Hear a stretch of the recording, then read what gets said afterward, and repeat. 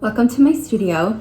Today we will be learning and diving in. I will be teaching you how to create your very own Chanukah watercolor greeting card. This is a tutorial from A to Z. Do not worry, we will go through all the steps and hopefully you guys will enjoy this. Okay, so I personally love to use a spray bottle to wet my paints before I use them. This helps the pigment sort of sit with the water and get ready for my brush. And in terms of brushes, I use a round Princeton brush. This is the brand that I prefer.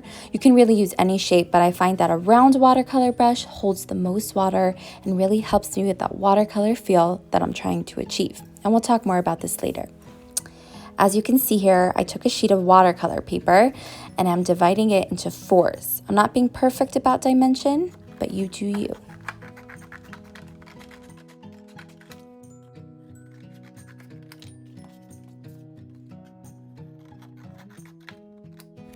Once you've cut your paper, and feel free to cut as many sheets as you'd like, we are going to do some watercolor testing.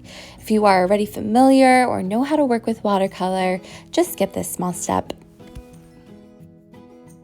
When teaching new students, the first thing I like to talk about is water.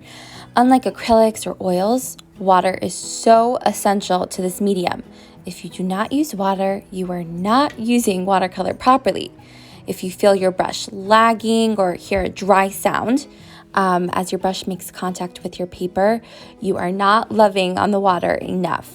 Don't be scared, even though using water may seem really daunting and scary. The paper and pigment that you are using was made for heavy water usage. And as you can see, I am testing how much water I want to use. So the more water I mix with the pigment, the lighter the color appears, and the less water, the darker the color is, and so on. Now here comes the fun part.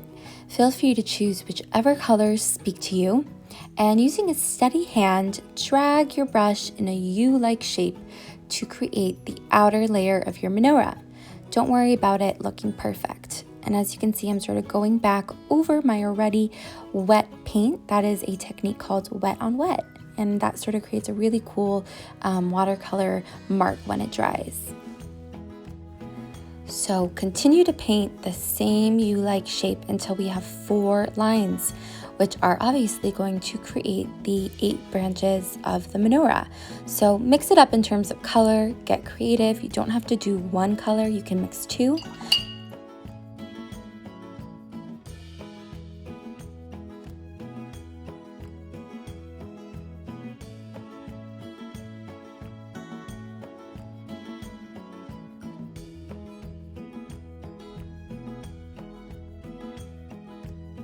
Now that we are done painting, we are going to let it sit and dry. And when it is dry, using a micron pen or really any pen or marker that you'd like, it can be colored, silver, gold.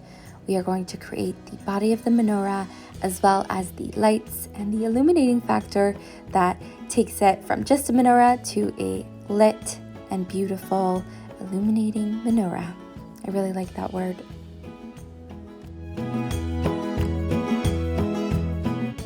And we are all set.